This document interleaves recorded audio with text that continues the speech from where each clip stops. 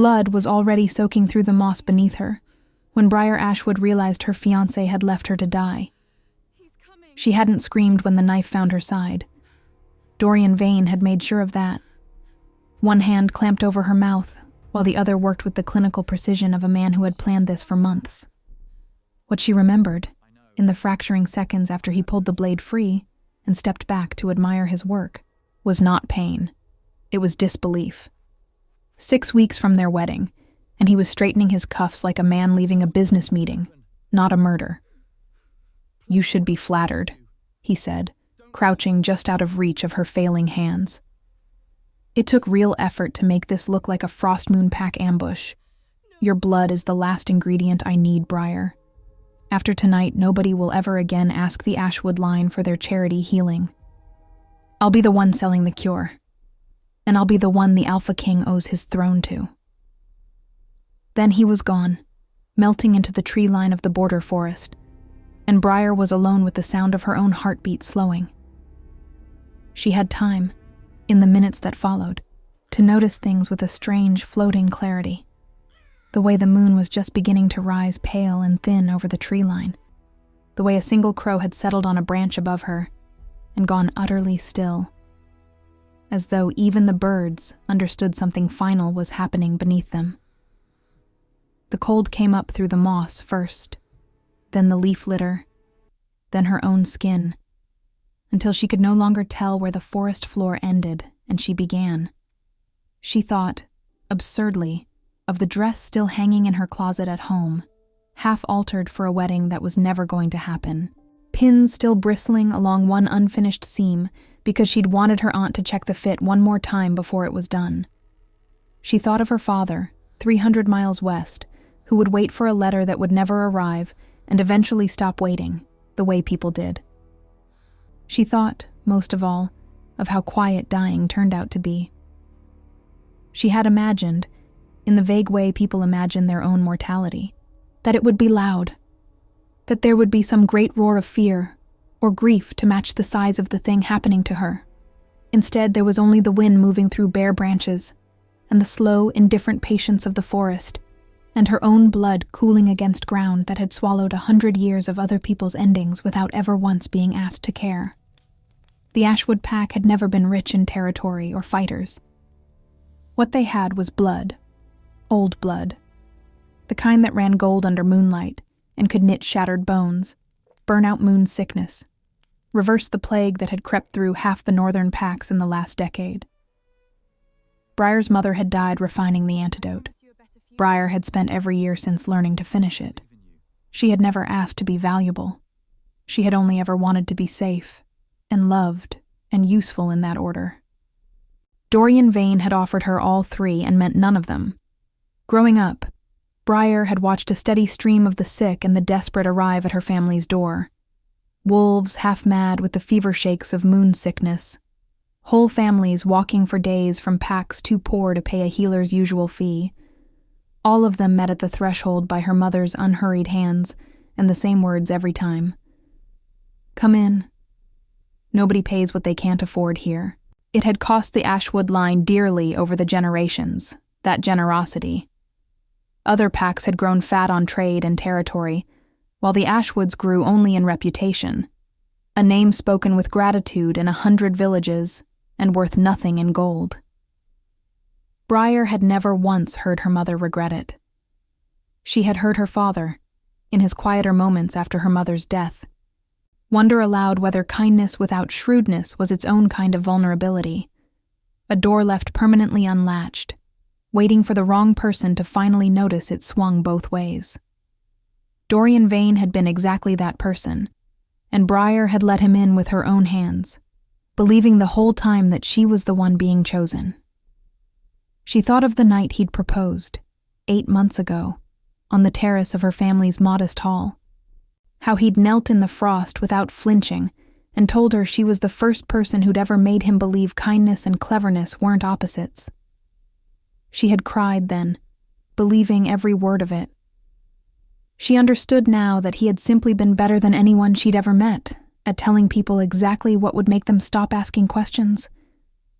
She was going to die in a forest that didn't even belong to her own pack, over a border dispute engineered by the man she'd promised to marry, and no one would know the truth.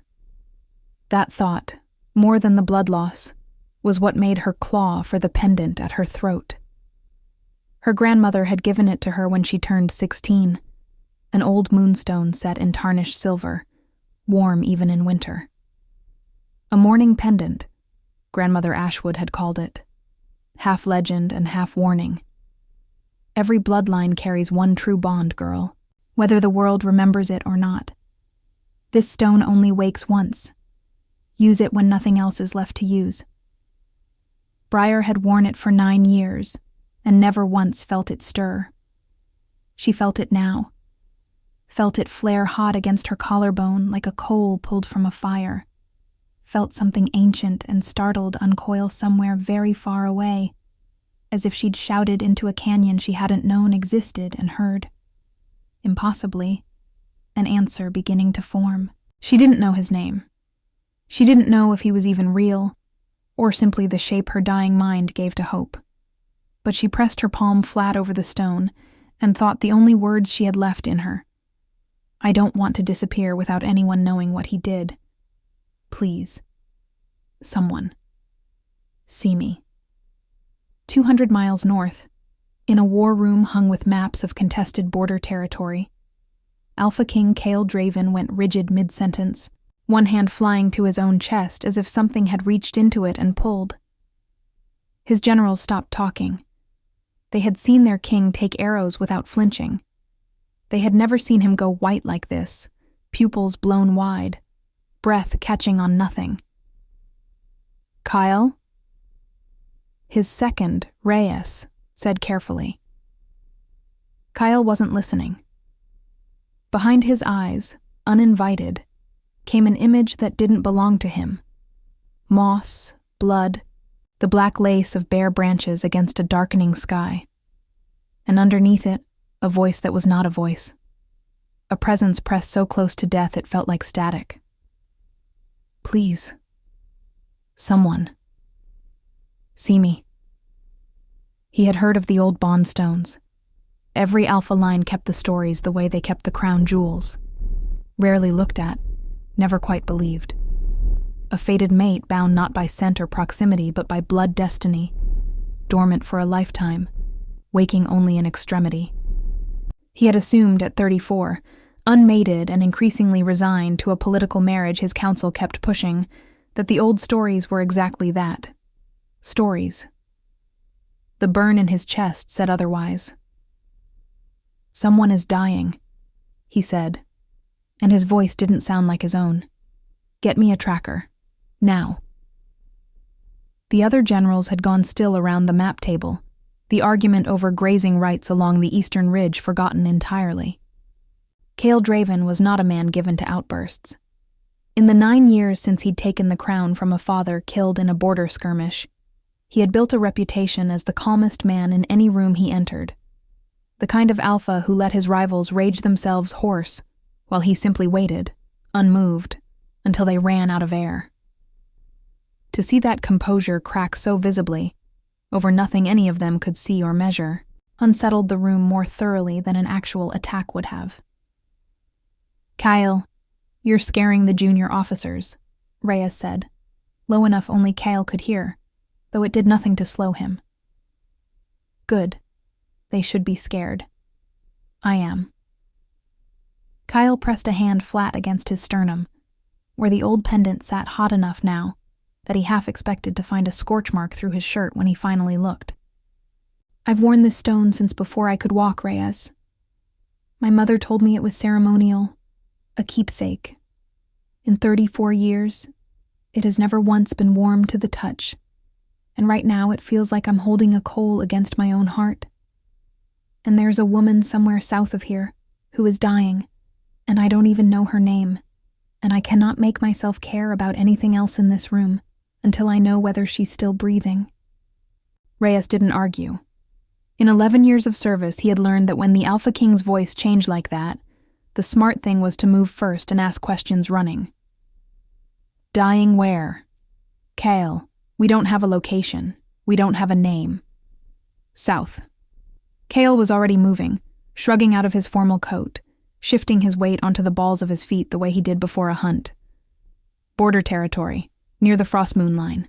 I can feel the direction, Reyes. I don't know how, He stopped, pressing 2 fingers hard against the stone hanging beneath his own shirt, a match to the one 200 miles away, one he'd worn since infancy without ever understanding what it was for. It was scalding now, and getting hotter. That's a bondstone, Reyes said slowly, staring at the shape of it beneath the fabric. Kael, that's a faded bondstone. You've had that thing for 30 years and it's never so much as warmed. It's warm now. Kael was already at the door. Someone I have never met is dying 200 miles from here, and every instinct I have is telling me that if she dies, something in me dies with her. I am not going to sit in this room and debate whether that's possible while it happens. He didn't wait for permission. Alpha Kings rarely did. What Kael didn't know, what even Briar didn't fully understand as darkness closed in around the edges of her vision, as the cold of the forest floor seeped up through her spine, was that the bond between them wasn't accident or coincidence. It had been forged 3 generations back, when an Ashwood healer had saved a dying Draven king on a battlefield with nothing but her own blood and a whispered oath. And the old magic of the North had bound their lines together in gratitude, waiting 100 years for the right 2 souls to need each other enough to wake it. Dorian Vane knew none of this. He had studied the Ashwood bloodline for its healing properties and never once bothered to read the older histories, the ones that would have told him exactly whose fated mate he was about to leave bleeding out in a border forest. It was, Briar would later think, the first mistake he made that he couldn't undo. Her fingers slipped from the pendant. Her vision narrowed to a single point of gray sky between black branches. Somewhere distant, she thought she heard. Not a voice, exactly. More the impression of one, pressed directly into the space behind her ribs. Hold on. I felt you. I'm coming. Don't you dare let go before I get there. She didn't know if she believed it. She didn't know if it was real, or a mercy her dying brain had invented because the alternative was too lonely to bear. But her hand, without her permission, curled back around the stone. And 200 miles north, Kael Draven shifted into his wolf form mid-stride, scattering his stunned council in the courtyard, and ran south faster than he had ever run in his life, chasing a stranger's heartbeat that had, impossibly, become the only thing in the world that mattered. Neither of them yet knew the other's name.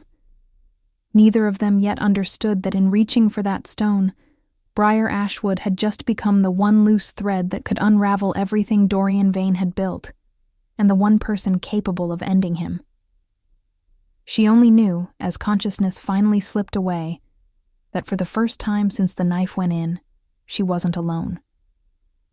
Behind her closing eyes, in the last moment before the dark took her fully, she saw her mother's face, not as she had been in the sickbed at the end, gaunt and gray, but as she'd been years before that, kneeling in the herb garden with dirt under her nails and sunlight caught in her hair, laughing at something Briar could no longer remember.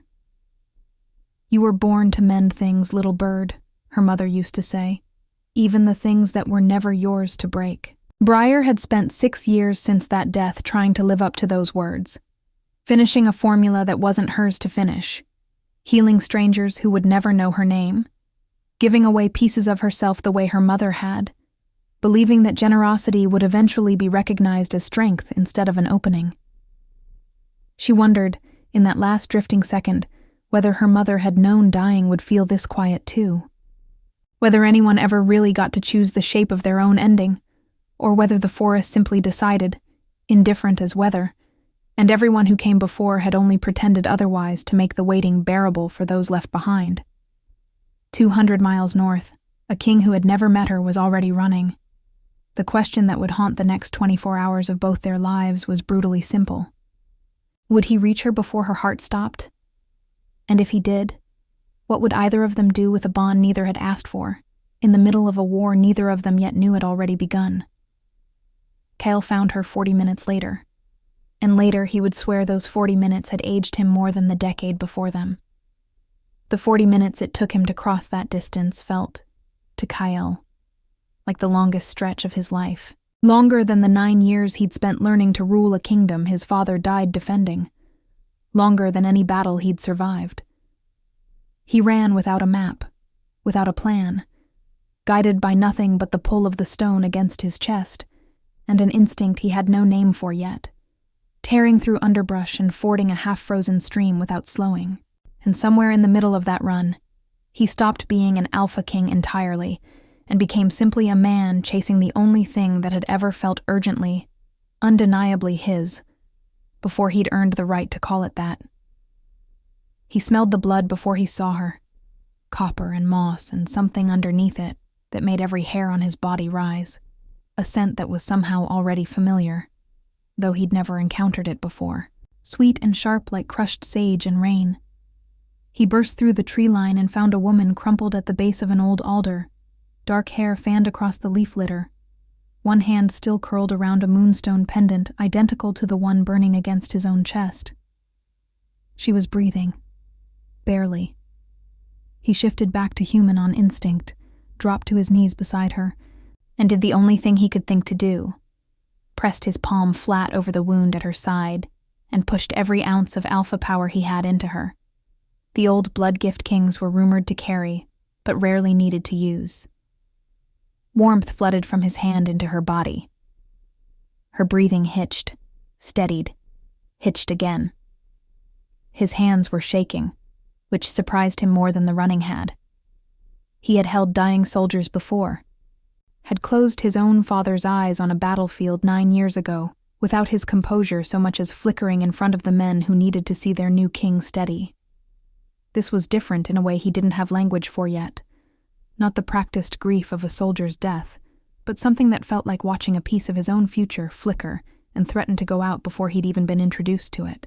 He found himself talking to her without deciding to, low and constant, the way he imagined people talk to newborns, or to the very old, as if the sound of a voice alone could be a kind of tether. "I don't know your name," he said. "And that feels like the strangest failure of my entire life right now, given how much of me apparently already belongs to you. Whatever you're called, hold on to it. Hold on to it and to me, in that order, and I will make certain the rest of this works itself out." Reyes arrived 20 minutes behind him with a healer's kit and 2 soldiers. Took one look at the wound Kael had been pressing his bare hands against for the better part of half an hour, and went pale in a way Kael had rarely seen from him. "Kael, that's a killing wound. She should have bled out an hour ago." "She should have," Kael agreed, not looking up from her face. "She didn't.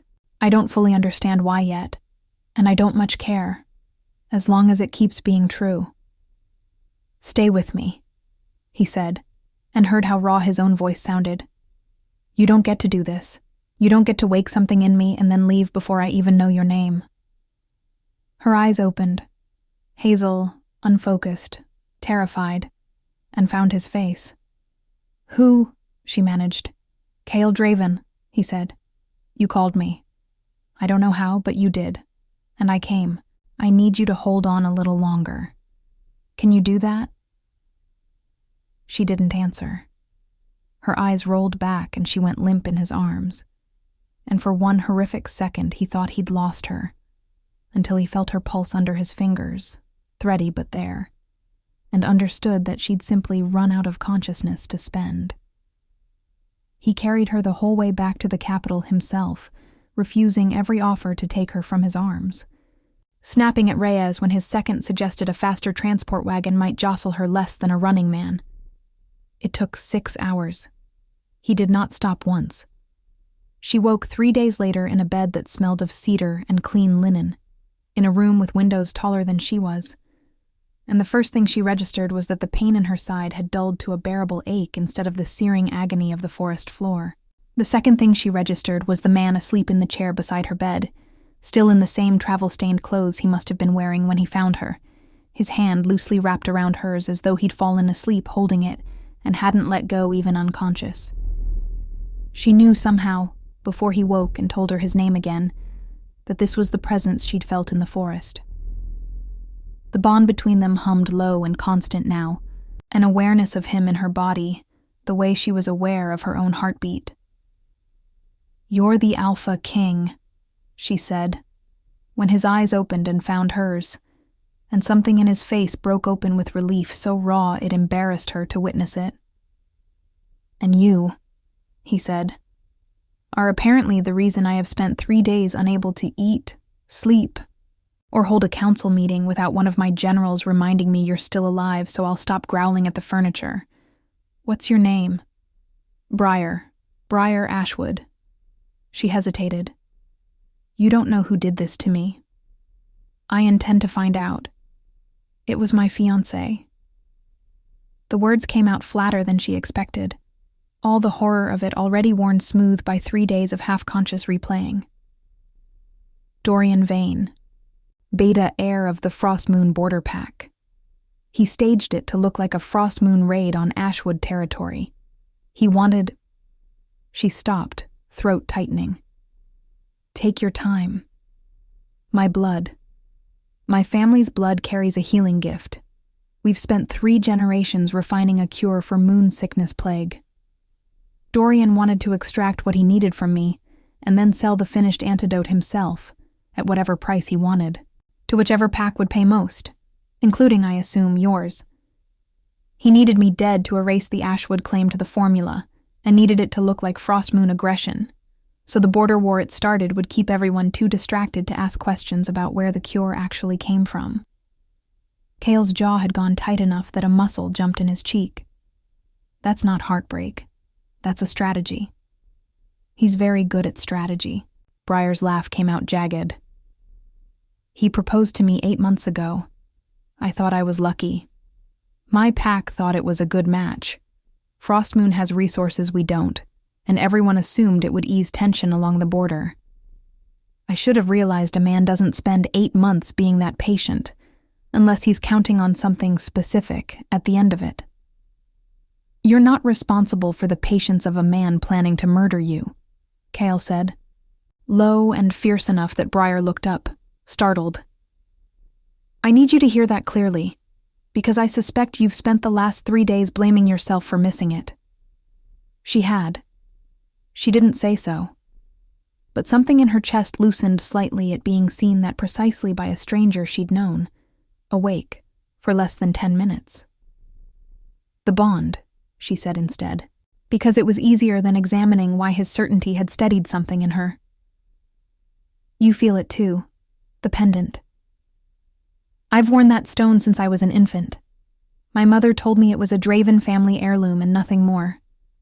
I didn't know it was a bondstone until 3 days ago, when it nearly burned a hole through my sternum at the exact moment you were dying 200 miles away."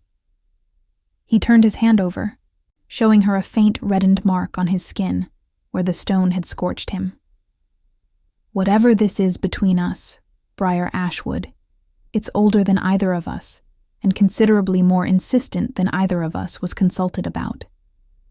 He'd spent the last 2 nights, while she slept, digging through the palace archives for anything that might explain it, and had found, buried in a genealogical record nobody had opened in decades, a single brittle page describing a Draven king, saved on a battlefield by an Ashwood healer's blood, and a whispered oath, an old debt between their 2 lines that the record called, without further explanation, a binding of gratitude, to wake when both houses need it most. He hadn't understood it then. He understood it considerably better now, sitting beside a woman whose family had apparently been quietly, invisibly tied to his own for 100 years, waiting. "Our families have owed each other something since before either of us was born," he told her. "I don't think either of our ancestors expected it to look like this when it finally came due. Reyes chose that moment to knock and let himself in without waiting for an answer, a habit Kael clearly tolerated only because they'd known each other since boyhood. He took one look at Briar sitting up, alert and coherent, and exhaled like a man setting down a weight he'd been carrying for days. "Good. You're alive. The council's asking why the king hasn't left this room in 70 hours, and I've run out of lies. What do I tell them?" "Tell them the truth," Kael said, not looking away from Briar. "Tell them I found my fated mate bleeding out on the border, and I am not leaving her side until I understand exactly who did this to her and why." Reyes's eyebrows climbed toward his hairline. "The council is not going to love hearing the word fated mate about an Ashwood healer 3 weeks before we're supposed to finalize the Larkspur alliance marriage." "I'm aware of the timing, Reyes." "Are you? Because you disappeared for 3 days without a word to anyone but me. And half the Western packs are already asking whether the rumors about a marriage alliance are still solid enough to build trade agreements on top of. Lord Larkspur sent 2 letters yesterday alone." Reyes softened slightly, dropping into the chair on the other side of the bed, close enough to keep his voice low. "I'm not telling you to abandon her, Kael. I watched you run 200 miles without stopping to breathe. I'm telling you that whatever this is, you're going to have to defend it in front of a council that has spent 3 years building a very specific plan for how this kingdom secures its western border, and Lady Ashwood here is going to become the most scrutinized woman in the north the moment word of this gets out. She deserves to know what she's walking into before it lands on her." Briar, who had been listening with her jaw set, found her voice before Kael could answer for her. "I've spent my whole life being scrutinized for what my blood is worth to other people. I'd at least like to be scrutinized this time for something I chose, instead of something that was decided for me before I was born." Briar's stomach dropped. "The what?" Kael's expression flickered, the first hint of something guarded crossing his face since he'd woken beside her. "There's a marriage alliance my council has been pushing. Lady Soren Larkspur, of the Western Pacts. It's meant to secure trade routes and shore up support against Frostmoon aggression. Nothing has been signed. But it's expected."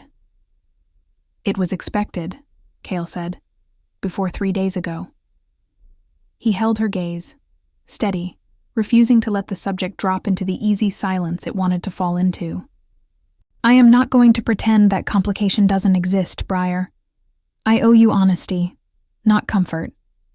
But I am also not going to pretend that a political arrangement I never wanted outweighs a bond that nearly killed both of us to form. We will deal with the council. First, I want to know everything about Dorian Vane, because a man capable of this kind of long game is not going to stop just because his first attempt failed. He was right, though none of them yet knew how right.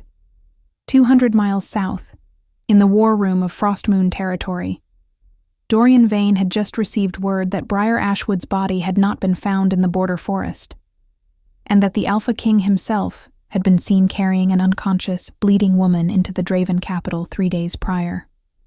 Dorian set down his wineglass very carefully, the only outward sign of the fury moving through him. He had built this plan across the better part of a year, layer by patient layer. The courtship no one questioned because it seemed to ease border tension. The 8 months of careful attentiveness that cost him nothing but time. The meticulous study of Ashwood shipping routes and formula distribution that let him understand exactly how valuable the cure would become once someone finally had the sense to charge for it. He had accounted for grieving relatives, for a suspicious council, for the logistics of a staged ambush convincing enough to survive scrutiny. He had not accounted for a dormant bondstone 3 generations old choosing that exact night, of all the nights in Briar Ashwood's 26 years, to finally wake up. It offended him, more than it frightened him. Dorian did not believe in fate, or old magic, or the sentimental stories packs told their children about mates chosen before birth. He believed in leverage, timing, and the reliable stupidity of people who mistook kindness for weakness, right up until the moment it was too late to matter. A bondstone was simply a variable he hadn't modeled. Variables, in his experience, could always be managed, reframed, redirected, or when necessary, eliminated. "She's alive," he said to the man beside him. A Frostmoon healer named Castor, the only other person who knew the full scope of what the Ashwood formula was worth, and the only person Dorian trusted to help him finish extracting it. And apparently she's landed herself in the Alpha King's private quarters instead of a grave, which is going to make this considerably more complicated than I planned for. You said the wound was fatal. It should have been. Dorian's fingers tightened around the glass stem. I underestimated one variable. It appears the Ashwood line has an old bond tie to the Draven crown that nobody bothered to record properly, because nobody expected an Ashwood healer to ever be important enough to matter to a king. He allowed himself one slow breath, recalibrating. Fine.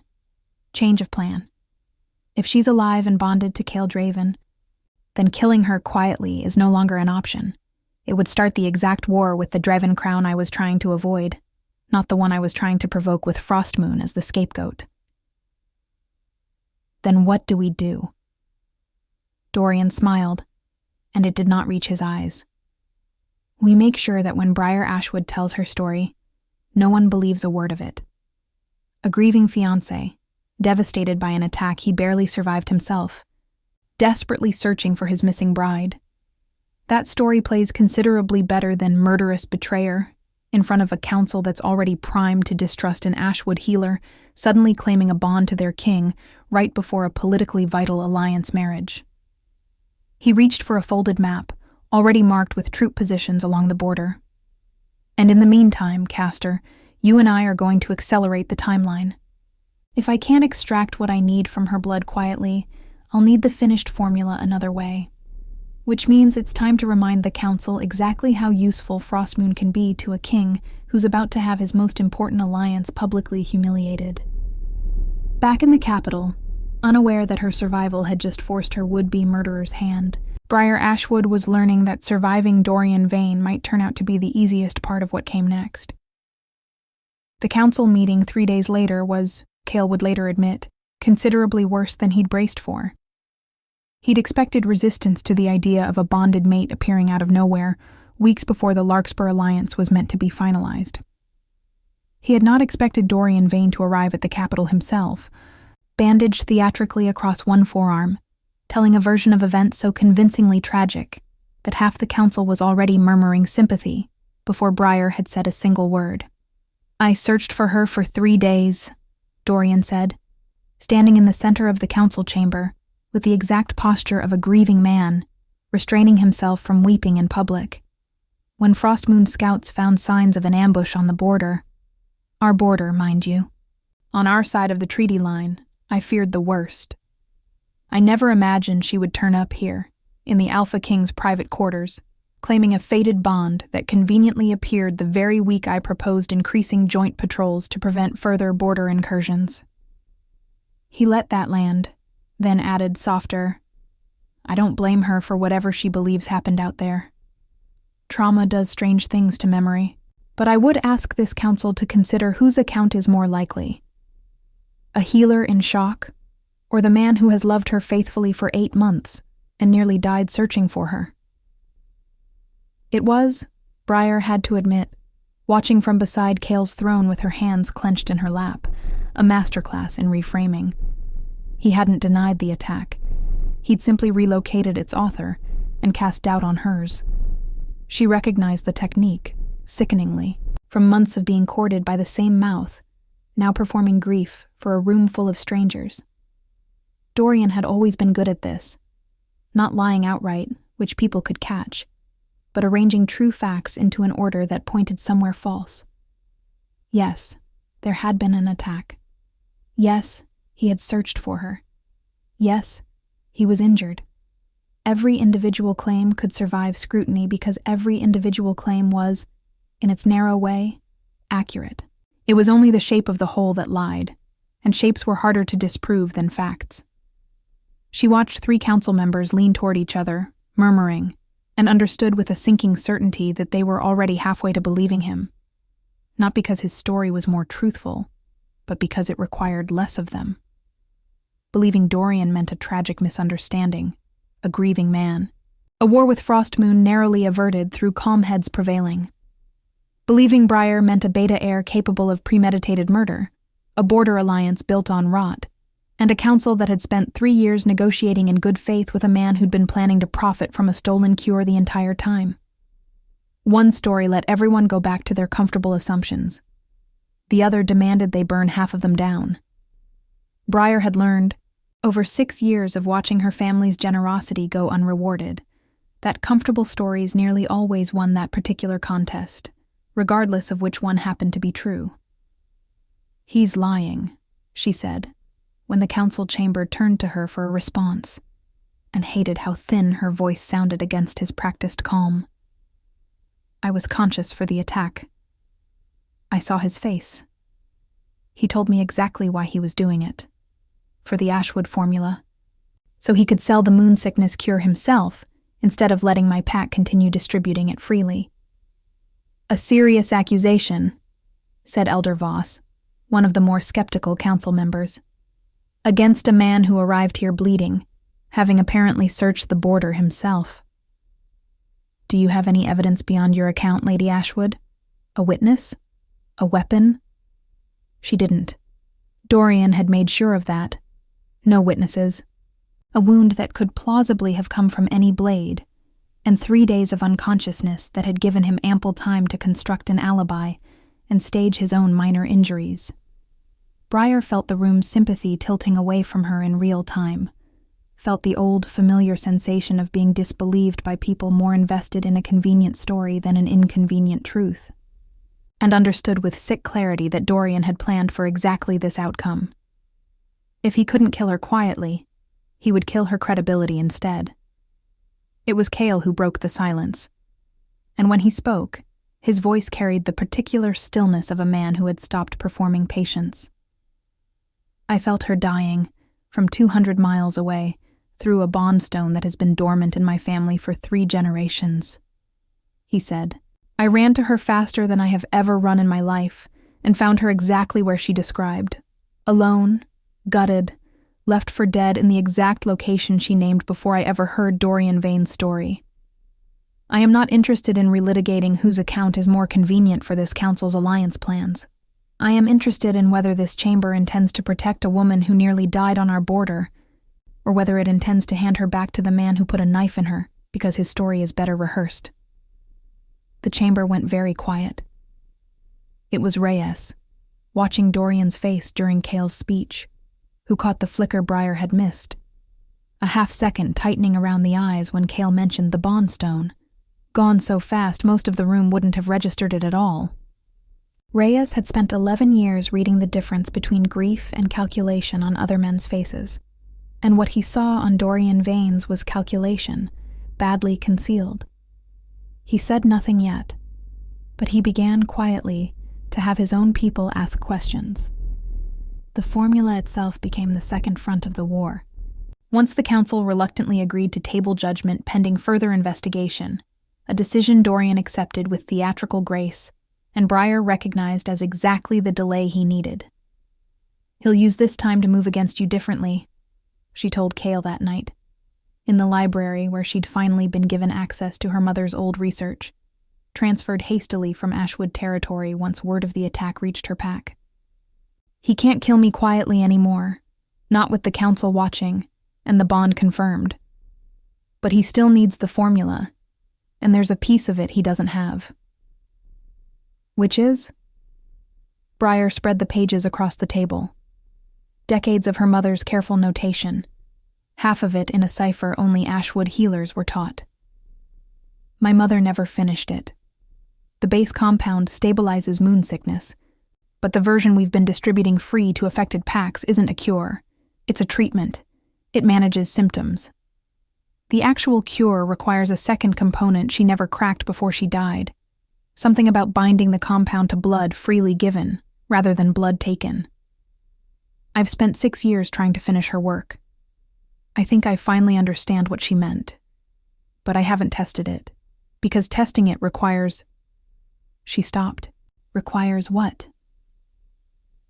"A voluntary blood bond between healer and patient. Not extraction, exchange." She looked up at him, and understanding passed between them in the same instant, carried along the low, constant hum of the bond that had been growing steadily less unfamiliar with every hour they spent in each other's company. "I think that's what the old bondstones actually are, Kael. Not just fated mate markers. I think they're proof that an Ashwood-Draven exchange, generations ago, is the reason the compound worked at all the one time it fully cured someone, instead of just managing symptoms. I think the cure isn't a chemical formula. I think it's partly the bond itself. Kael was quiet for a long moment, turning that over. How certain are you? Certain enough that I've bet my father's life on it, apparently, without meaning to. Briar rubbed her eyes, exhaustion catching up with her all at once. My mother spent the last 4 years of her life obsessed with one question. Why did the compound work fully, completely, exactly once, on a patient it was never designed to cure, and never again after that? She documented the case in the private journal, not the formula notes. A soldier, decades ago, brought in half dead from moon sickness fever. Treated not with the managed dose, but with a direct blood exchange between healer and patient, because there was no time to prepare anything else. He walked out cured. Fully. No relapse ever in the 15 years my mother tracked him afterward. She spent the rest of her life trying to replicate it in a bottle, and never could, because she kept assuming the missing ingredient was chemical. I don't think it was. I think it was consent. Freely given, on both sides, which is exactly the one thing Dorian can never manufacture no matter how much of my blood he extracts. Kael was quiet for a long moment, turning that over. If that's true, then Dorian's entire plan is built on a foundation that can't actually work without you. Worse than that. Briar's hand found the pendant at her throat, warm now instead of scalding, a steady, comfortable heat instead of an alarm. It can't work without the bond, period. Which means it can't work with a blood sample stolen from an unconscious, unwilling healer. He can extract all my blood he wants. Without my consent, without the exchange completing on both sides, he'll never get past the treatment stage to the actual cure. He doesn't know that. My mother never wrote it down anywhere he could have found it. It's not in any of the formula notes Frostmoon spies could have copied. It's in a research journal she kept separately. One I only found after she died. Then we let him keep chasing something he can't finish, Kael said slowly, while we use the time to expose what he's actually done. There's a complication. Briar hesitated, because this was the part she'd been dreading telling him since she'd pieced it together 3 nights ago, unable to sleep, cross-referencing her mother's cipher against everything Dorian had said in the forest. He mentioned Frostmoon border patrols at the council meeting, increasing joint patrols to prevent incursions. That's not incidental, Kael. If Frostmoon pushes hard enough on border tension while the council is distracted litigating whether I'm lying about the attack, he creates exactly the kind of crisis that makes your council desperate enough to fast-track the Larkspur Alliance for military support, which pulls resources and attention away from any real investigation into what he did to me. He's not just protecting himself. He's using the chaos to force your hand on the marriage he needs you distracted by, while he finishes what he started with the formula through some other route. Castor, his healer. I recognized the name in my mother's old notes. Frostmoon has been trying to reverse engineer our compound independently for years. If Dorian can't get it from me directly, he'll try to force it out of anyone else in my bloodline who's still alive. Kael went very still. Your father. He's the last Ashwood besides me. If Dorian realizes the cure requires bonded blood freely given rather than taken, and he can't get that from me anymore, he might decide a hostage is worth more than a corpse. Briar's voice cracked on the last word, all her careful composure finally giving out. I need to get word to my pack. Tonight. Before Dorian realizes I've figured out what he actually needs. It was, unfortunately, already too late. 300 miles west, in a modest Ashwood homestead that had stood undisturbed for 2 generations, Frostmoon soldiers under Castor's direction were already moving through the tree line under cover of darkness. Not for the formula notes, which they knew by now they'd never fully crack, but for the one piece of leverage that would guarantee Briar Ashwood's cooperation, whether she gave her blood willingly or not. By the time Kael's fastest riders reached Ashwood territory at dawn, they found the homestead ransacked, the guard posted there wounded but alive, and Briar's father gone. The wounded guard, a young Ashwood cousin named Jory, who had insisted on taking the night watch himself despite Briar's protests, gave what account he could through gritted teeth, while a field healer worked on the gash along his ribs. 6 of them, maybe 7. Frost moon colors, but they'd covered the crests. Same trick as the border ambush, I'd wager. So nobody could say for certain who to blame if it went wrong. Your father didn't go easy, Lady Ashwood. He put one of them down before they got a rope on him. Told them. Jory's jaw tightened. Told them to tell you not to come. Said it twice, actually, right before they hauled him off. Wanted you to hear it exact. Briar, reading the report by lamplight hours later with Kael's hand steady on her shoulder, understood exactly what her father had meant by it and hated him a little for the kindness of trying. He had spent her whole childhood teaching her that a debt paid out of fear wasn't really generosity at all, just another kind of extraction with better manners. He would rather die refusing to be used as leverage than watch his daughter walk into a trap on his account. And he had said so, apparently, to armed men holding a rope around his wrists, because stubbornness ran in the Ashwood blood as surely as the healing did. He's not going to forgive me for going anyway, Briar said quietly. He's going to forgive you the moment he sees you alive on the other side of it, Kael said. Fathers generally do. Dorian Vane, watching the report arrive from a safe distance, allowed himself the first genuine smile he'd worn in a week. He had spent a week watching his careful plan unravel thread by thread, and he found, to his own faint surprise, that the unraveling hadn't shaken his confidence so much as sharpened it. Every setback simply clarified which lever was left to pull. The Council's doubt had bought him time. The formula's stubborn incompleteness had bought him leverage. And now, with an old man bound and silent in a frost moon cellar, he had bought himself the one thing that had eluded him from the very beginning: certainty that Briar Ashwood would come to him, willingly, on his terms, exactly as she should have from the start. Now, he said to Castor, let's see how quickly a fated bond survives an ultimatum. The ultimatum arrived that evening, delivered by a frost moon courier who refused to enter Draven territory and left the sealed letter with a border guard instead. Bring the girl and the finished formula to the old mill at Thornwater Crossing by moonrise tomorrow, unescorted, or her father dies at dawn. No soldiers, no Alpha King. Just her. Absolutely not, Kael said. The letter crumpled in his fist before Briar had even finished reading it twice. This is a trap, built specifically to separate you from every advantage we have. I know that. Briar's hands were shaking, but her voice, when it came, was steadier than either of them expected. I know exactly what it is, and I'm still going. Briar, you said it yourself 3 nights ago. This bond is older than either of us, and considerably more insistent than either of us was consulted about. She met his eyes, and something in her expression had hardened into a resolve he recognized, because he'd felt its match in himself the moment he'd smelled her blood in that border forest. My father raised me alone after my mother died. He never once asked me to be grateful for the weight of the Ashwood name, even though it cost him everything to keep me safe under it. I am not going to let him die, because I was too afraid to walk into a trap that I understand better than the man who set it.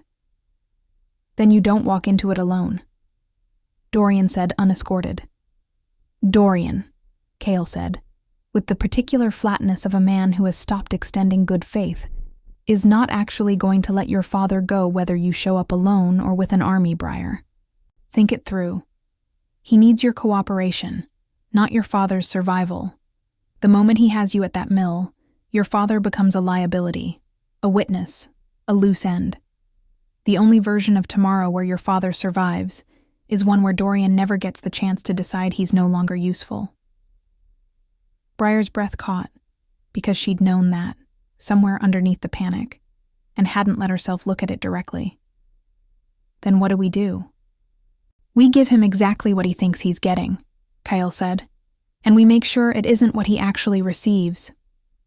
The plan that came together over the following hours was Reyes's structural work and Briar's own, built on the one piece of knowledge Dorian didn't have and couldn't plan around: that the formula was worthless without a willing, bonded exchange, and that Briar herself understood her mother's cipher well enough to write something that looked exactly like the finished cure and functioned as nothing more than an elaborate, inert compound.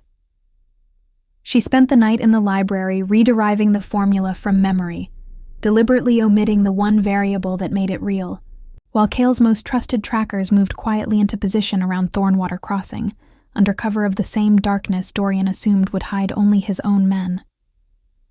Kael did not sleep at all. He spent most of the night at the war table with Reyes, mapping the mill's layout from old survey records, arguing over sightlines and fallback positions with the particular grim focus of a man refusing to let himself imagine the version of tomorrow where the plan failed. Twice, Reyes suggested he get even an hour of rest before dawn. Twice, Kael ignored him. "You don't have to do this the way you did the border run," Reyes finally said, near 3 a.m, when Kael had gone still and quiet over the map for the 4th time in an hour. "You don't have to carry this one alone either." "I'm not carrying it alone. I have you. I have every tracker we could spare, and I have a woman downstairs recopying a formula from memory well enough to fool a man who spent a year studying her family's work." Kael didn't look up from the map. "I just can't make myself believe it's enough until it's over, Reyes. I found her once already with a knife wound I couldn't have predicted.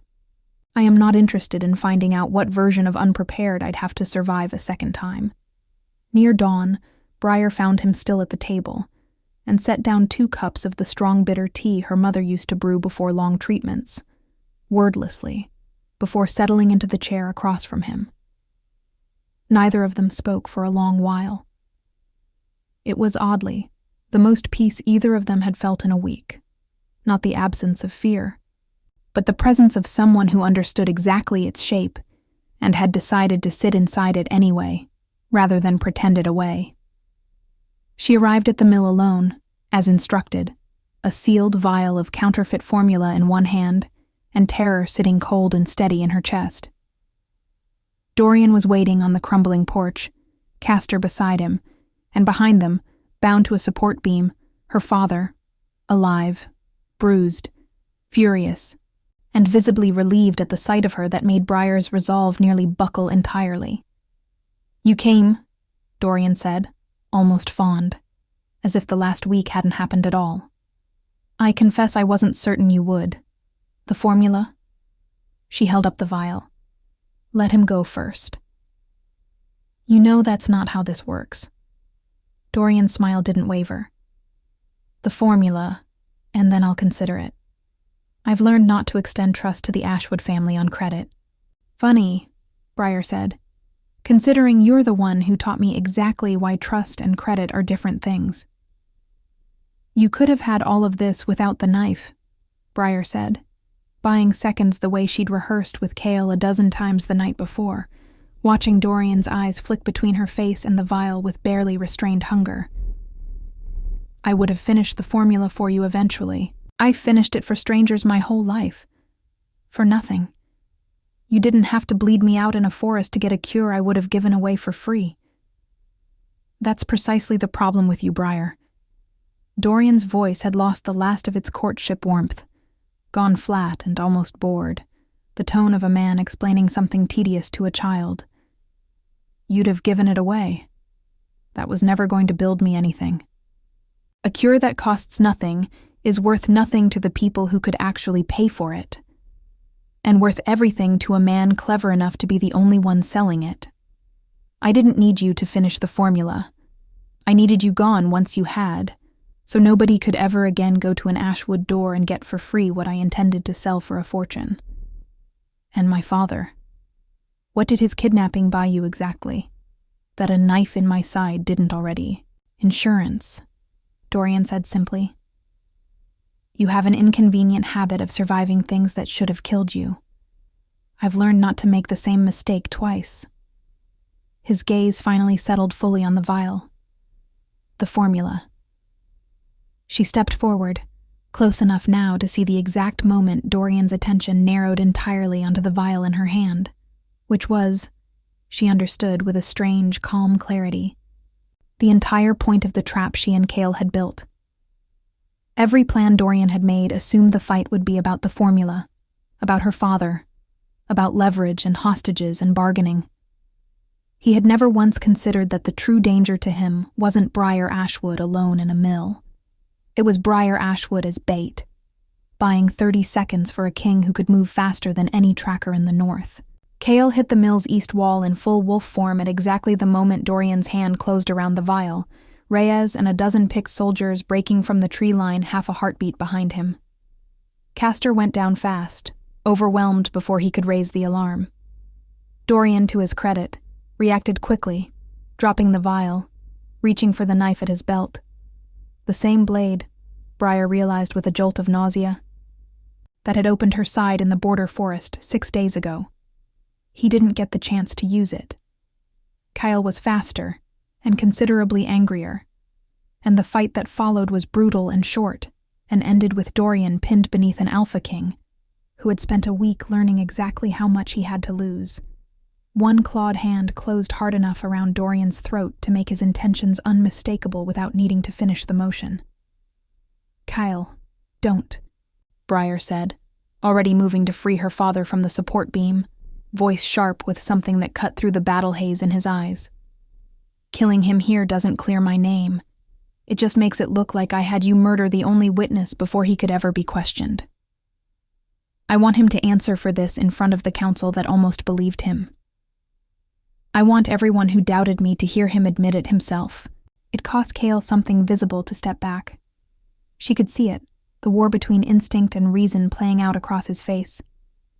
But he did it, hauling Dorian upright by the collar instead of tearing out his throat, and the fury in his eyes when he spoke was somehow more frightening than the violence would have been. "You're going to have a very long time to regret every choice that led you to this floor," Kael said. "Starting with underestimating the woman you left bleeding in a forest and thought would never get the chance to speak for herself. The truth, once it had a chance to be heard properly, unraveled Dorian's careful story within a single council session. Castor, facing charges of his own and no particular loyalty worth dying for, testified in exhaustive detail about the plan, the staged ambush, the formula extraction, the intended framing of Frostmoon aggression, to provoke exactly the kind of border crisis that would keep the council too distracted to look closely at anything else. Reyes' own quiet investigation, begun the moment he'd caught that flicker of calculation on Dorian's face during the first council meeting, produced supply records showing Frostmoon troop movements that predated the ambush by weeks. Proof. The border incursion story had been fabricated well before Dorian ever claimed to have searched for his missing bride. A Frostmoon quartermaster, questioned separately and unaware of what Castor had already admitted, corroborated the timeline down to the day, having personally logged the requisition of the same border patrols Dorian later claimed were reactive rather than planned. Between the two independent accounts, there was no longer any version of events left for Dorian's allies to salvage, and the council members who had murmured sympathy for him during that first session found themselves considerably quieter the second time around, unwilling to be seen defending a story that had collapsed so completely under its own weight. Elder Voss, who had pressed Briar hardest for evidence during that first devastating session, was the one who moved to formally strip Dorian Vane of his Beta Heir title and remand him to Frostmoon's own council for judgment, a small, quiet acknowledgement that landed harder with Briar than any apology could have. "I doubted you because your story was inconvenient and his was smooth," the old elder told her afterward, without excuses. "That was my failure, not yours. I hope you'll allow this council the chance to do better by you going forward." Briar thought about that admission for a long time afterward. Longer, in some ways, than she thought about Dorian's sentencing itself. It would have been easier for Elder Voss to simply move on, to let the council's collective embarrassment fade quietly into the record without ever naming it directly. That she chose instead, to say it plainly, to a woman who owed her nothing and had every right to hold the failure against her, struck Briar as its own small, unglamorous kind of courage, the sort that didn't make it into the songs people would eventually write about a king who ran 200 miles for his fated mate, but mattered every bit as much to the woman who'd had to sit in that chamber and wonder whether the truth would be enough. "Thank you for saying it out loud," Briar told her. Most people wouldn't have. Most people didn't watch a king carry a dying woman through that door and choose, in that same breath, to believe the polished stranger over her instead, Elder Voss said. "I'd like to think I'm capable of learning from that, even at my age, especially at my age." The Larkspur alliance, as it turned out, required no sabotage on Briar's part to unravel on its own.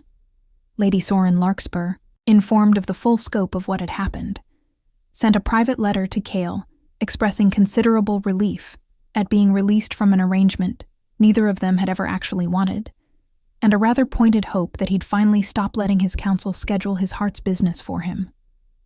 The formula, the real one, finished at last with the one component her mother had never lived to identify, took another 2 months of careful, willing work to complete, this time conducted openly, with Briar's father present and the full resources of both packs behind her, instead of a single healer working alone against a countdown someone else had set.